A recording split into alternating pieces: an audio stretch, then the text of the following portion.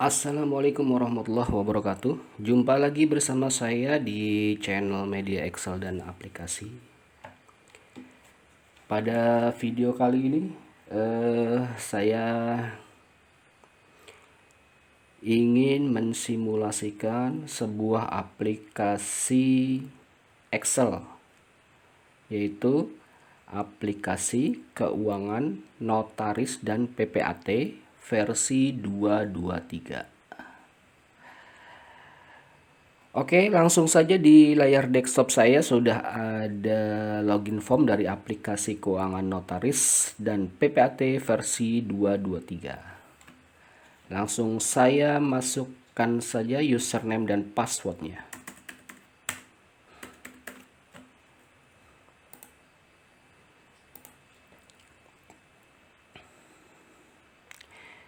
Nah, ini adalah form profil ya dari aplikasi keuangan notaris dan PPAT versi 223. Nah, di aplikasi ini sudah ada menu-menunya ya. Ada menu setting, menu data mitra, menu penjualan, terus ada menu transaksi jurnal. Lalu ada menu laporan buku dan kwitansi, lalu ada menu laporan keuangan, ada menu piutang dan hutang, dan menu aset tetap. Nah, untuk menggunakan aplikasi ini, yang pertama harus dilakukan yaitu input dulu ya, nama notaris, NPWP, lalu alamat ya, alamatnya dan lain-lainnya ya di sini. Nah, aplikasi ini juga bisa menyajikan laporan buku per bulan ya. Nah, di sini nanti ada ada periode bukunya di sini ya. Nah, di sini. Nah, di sini bisa dipilih all, lalu bulan Januari, Februari, Maret, dan seterusnya ya. Nah, setelah user menginput form profil ini, langkah selanjutnya yang harus dilakukan adalah menginput setting aplikasi. Nah, saya klik menu setting aplikasinya di sini ya.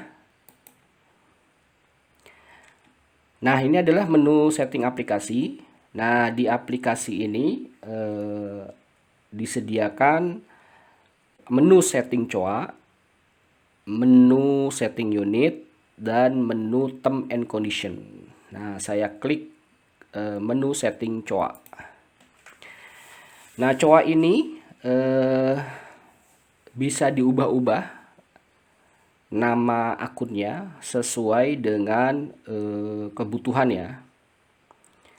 Nah, di sini sudah ada pendapatannya ya. Ini daftar pendapatan dari jasa notaris dan PPAT ya. Nah, ini ya COA-nya, jadi bisa dirubah-rubah namanya. Sebagai contoh, coba saya ingin mengubah misalnya, di sini ada biaya retribusi misalnya ya. Saya langsung klik saja biaya retribusi daerah misalnya begitu ya. Nah, atau mungkin kalau misalnya di sini ada akun yang menurut user itu tidak tidak terpakai ya, atau tidak sesuai dengan nama akun, nah, maka tinggal dirubah saja di sini. Kira-kira akun mana yang tidak ada dan perlu diubah. Nah, cara mengubahnya di sini saja. Di bagian putih ini ya, teman-teman. Ya.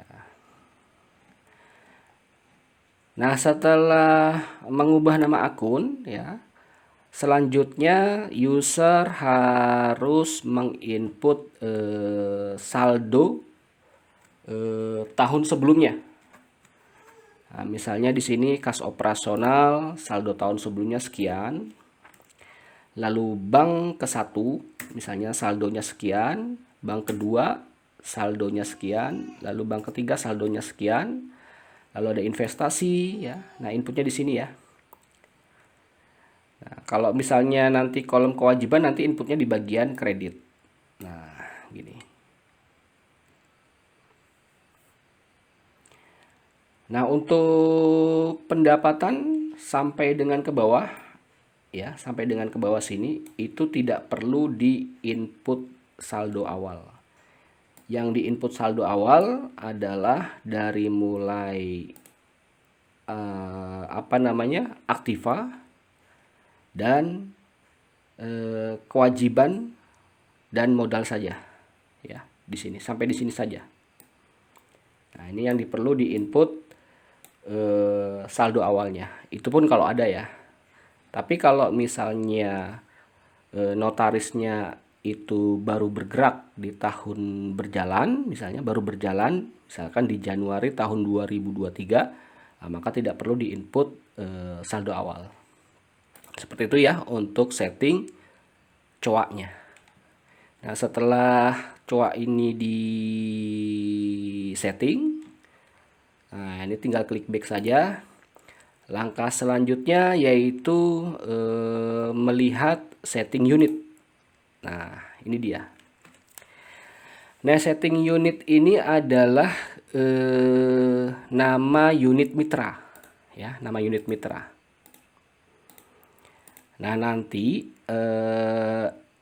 nama unit mitra ini akan langsung tergenerate ke input data mitra ini, teman-teman. Nah, akan masuk di sini. Nah, seperti ini ya. Tuh. Nah, contohnya misalnya di sini saya akan input misalnya di sini sudah ada ya. M015. Nah, di sini saya input mitra selanjutnya M016. Misalnya namanya Borobolo. Nah, di sini jenis mitranya misalnya umum saja ya, umum. Nah, di sini unit mitranya misalnya si Borobolo ini dari mana dia asalnya. Kalau misalnya di sini nama unit mitranya nggak ada, ya kita harus melakukan input nama unit mitra di menu setting unit ini.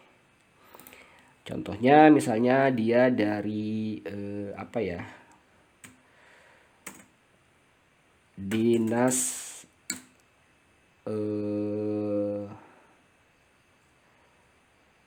dinas Kumham misalnya begitu ya, dinas Kumham contoh saja ini ya. Nah, lalu di data mitra ini, nah tinggal pilih saja, cari di sini nama. Nah, ini dia ya, dinas Kumham. Tuh. Nah, nomor teleponnya, misalnya ini ya, saya samakan saja.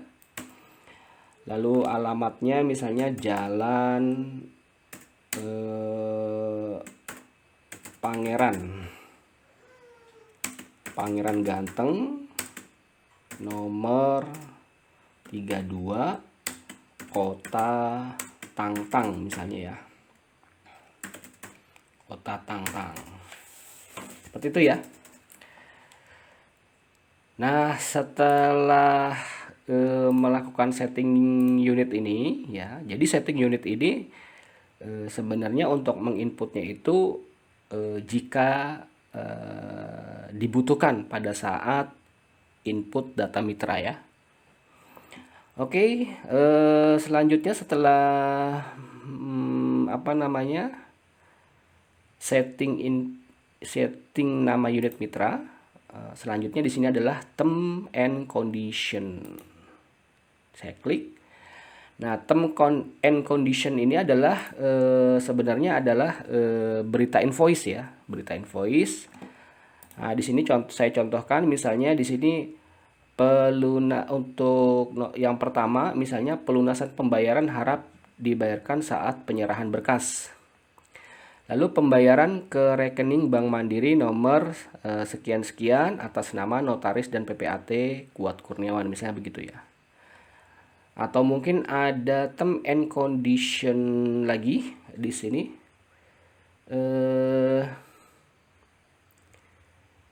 Misalnya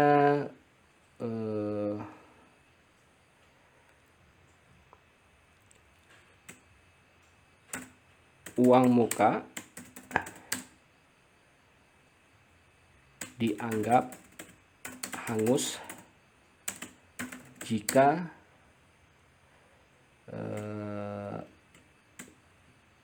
klien tidak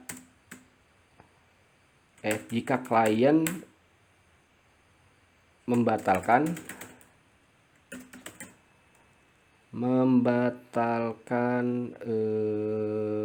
apa ya?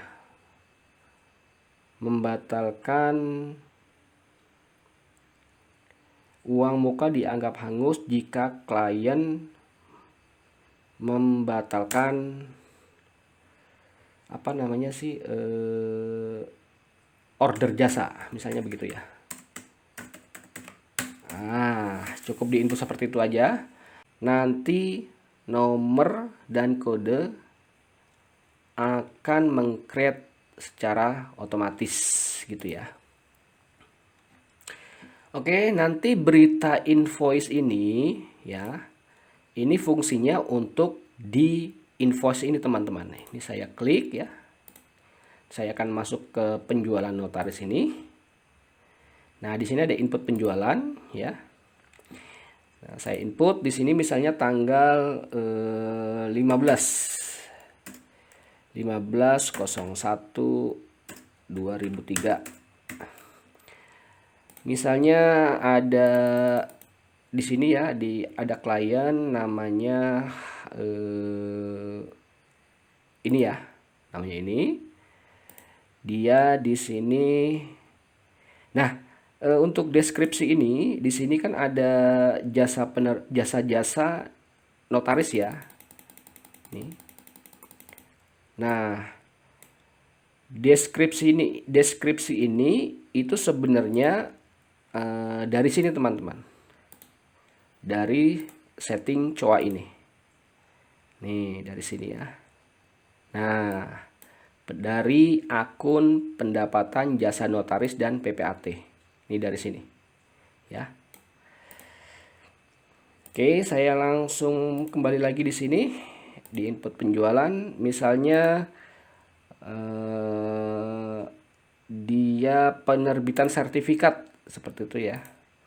Kuantitasnya misalnya 1, harga satuannya misalnya 1.500.000 ya. Uang mukanya diskonnya nggak ada, uang muka tidak ada, di sini belum lunas. Nah, term and condition itu akan masuk di sini teman-teman. Misalnya saya pilih di sini ya. Saya akan pilih misalnya ini saja ya. Ini dan misalnya ini C1, C2. Nah, misalnya saya pilih C1, C2. Input penjualan C1 ya, jadi muncul C1, 2, 3 ya. C1, lalu di sini ini aja lah, C3 dan di sini C2 ya. Nah, contohnya di sini ada uang muka misalnya 250.000. Nah, di sini bisa dikasih keterangan lunas uang muka gitu ya. Seperti itu. Nah, nanti dari hasil ini ya, dari hasil ini dia akan masuk di sini teman-teman, di laporan rekap penjualan. Nah, tuh ya. Nih, nomor 3. Jasa penerbitan sertifikat, harga satuannya 1.500.000, kuantitasnya 1, jumlahnya 1.500.000, potongan harga 0, harga setelah potongan 1.500.000, uang mukanya 250, dan sisa pembayarannya adalah 1.250.000. Nah, di sini muncul keterangan ya, lunas uang muka. Nah, seperti ini teman-teman. Baru lunas uang muka. Ya. Nah, saya klik back. Nah, di sini ada invoice, teman-teman. Nah, ini invoice-nya. Saya coba cari nomor 3 ya. Tuh 23. Nah, di sini ya bisa dilihat ya invoice-nya. Ini nomornya sudah otomatis ya di sini ya, sudah otomatis ya.